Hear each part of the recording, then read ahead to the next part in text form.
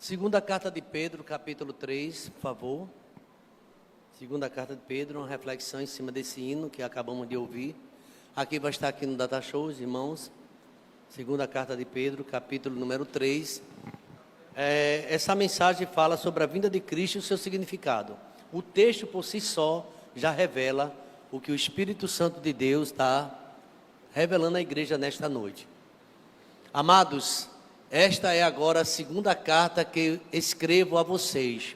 Em ambas procuro, com lembranças, despertar a mente esclarecida de vocês, para que se lembrem das palavras anteriormente foram ditas pelos santos profetas, e também se lembrem do mandamento do Senhor e Salvador, que os apóstolos de vocês lhes ensinaram.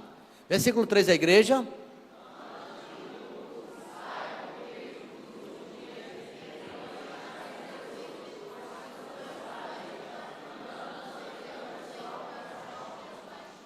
E dizendo: onde está a promessa da sua vinda? Porque desde que os pais morreram, todas as coisas permanecem como desde o princípio da criação.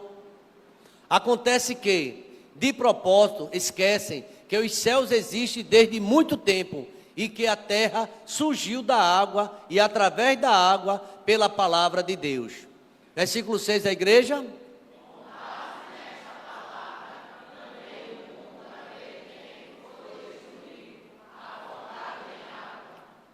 Pela mesma palavra, os céus e a terra que agora existem têm sido guardados para o fogo, estando reservados para o juízo, para o dia do juízo e da destruição dos ímpios.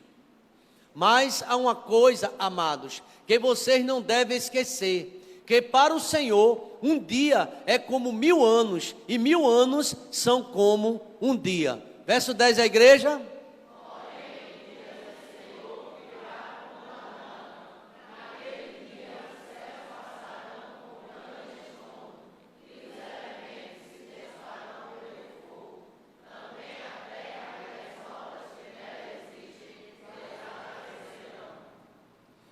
Uma vez que tudo será assim, desfeito, vocês devem ser pessoas que vivem de maneira santa e piedosa. Aqui nesse texto está falando que devemos nos preparar. Jesus está voltando. E como esperar essa vinda? Uma vez que tudo será desfeito, esse mundo vai acabar. Tem gente achando que vai ficar nesse mundo, tudo será destruído.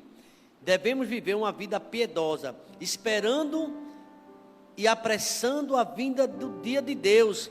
Por causa desse dia, os céus vão ficar incendiados, serão desfeitos, e os elementos se derreterão num calor. Nós, porém, segundo a sua promessa, a promessa de Deus, esperamos novos céus e nova terra, onde habita a justiça. Eu queria destacar o versículo 10, para toda a igreja. O verso 10. Porém, o dia do Senhor vem como um ladrão. Naquele dia, os céus passarão com grande estrondo, e os elementos se desfarão pelo fogo. Não só o apóstolo Pedro diz isso. Lá em Tessalônica, o apóstolo Paulo diz que ele virá como um ladrão da noite. O ladrão avisa se ele vai vir? O ladrão dá algum aviso? De repente, acontece, não é? A casa é arrombada, o assalto, o fator surpresa. Mas eu queria dizer algo, irmãos, não contrariando esse versículo. Os avisos estão aí, cada vez maiores. Os sinais da vinda de Cristo, cada vez estão maiores. A gente vê no mundo em confusão. O mundo está em confusão. O mundo está distante de Deus. E a Bíblia diz que por se multiplicar a iniquidade, o amor de muitos estão esfriando. O homem distante de Deus, o homem violento. A gente está vivendo ultimamente na nossa cidade, aqui em Camaragibe, especialmente nesse bairro, aqui no bairro do Céu Azul, a gente tem visto muito movimento ultimamente de polícias. Muitas coisas acontecendo. E alguns moradores, ele fala, tem toque de recolhida, pastor.